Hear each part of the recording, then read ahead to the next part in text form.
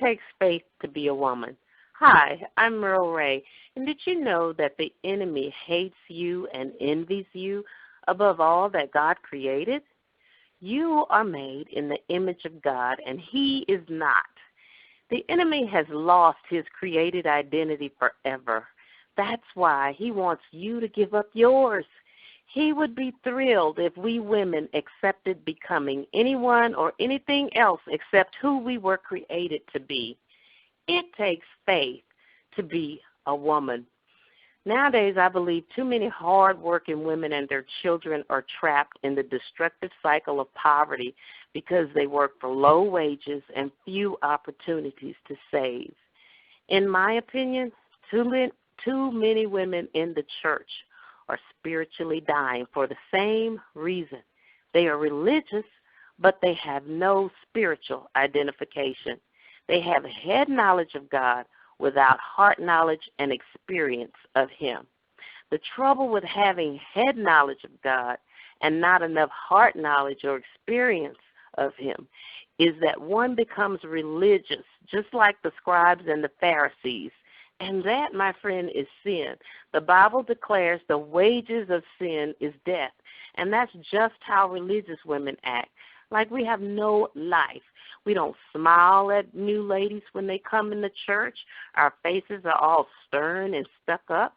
We act like we're unfulfilled, and we're quick to compromise when no one is watching. Yet if you ask us religious women what we're doing, we are always busy doing something in the church. We've got too much religion for our own good. All the service we put out in the name of religion has left some of us worse off. God wants us to know there's a big difference between being poor in spirit and spiritually dead. To be poor in spirit is to want more of God, more of his abundant love, his grace, peace, power, and mercy. The poor in spirit are not motivated by popularity. They want more of God. He is their heritage. In him they find wealth and rewards. Religiously well-to-do women, however, don't think they need more of God. They just want more of his stuff.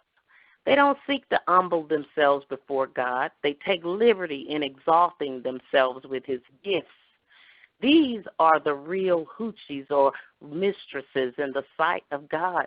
Jesus taught in Matthew chapter 5 and 3, "Blessed are the poor in spirit, for theirs is the kingdom of heaven."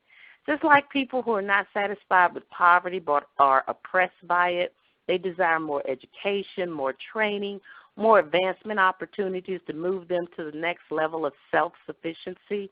Women who are poor in spirit seek more godly humility, more love, more faith and favor in God. Being with God is their motivation. They are already his, but they want more of him in a tangible way in their lives. They want more of his manifested glory and his power and presence in their lives. Not more busy work, but more of an up-close and personal walk with God. As women, our number one priorities don't need to be more glamour or social gatherings, I believe. We don't need another nail shop, hair shop, or another 3 o'clock program. We need to know who we are, and yes, we need empowerment, but not by the world's view. No matter how well off we become, without God's view, we are truly the poorest individuals on the face of the earth, because without a biblical worldview, all we have is just a view. The woman with a spiritual identity, however, knows that everything about her is God's identity, not the world's standard. She recognizes that she is made in God's image and he is her source. It has nothing to do with her socioeconomic status, but everything to do with royalty in her bloodline. She knows that everything she is and everything she ever hopes to become is connected to God and his kingdom agenda. In essence, when she was poor in spirit, she is rich because God gives her more and more of himself. He never leaves us disappointed, ladies. With this kind of relationship comes great blessing and great responsibility. Not a responsibility to prove that we are of value, as each our predecessor thought, but a responsibility to be faithful to the identity given to us by God. That's why from our predecessor Eve, the very first woman's mistake, we can learn the most powerful, the most transforming lesson of all. It takes faith to be a woman.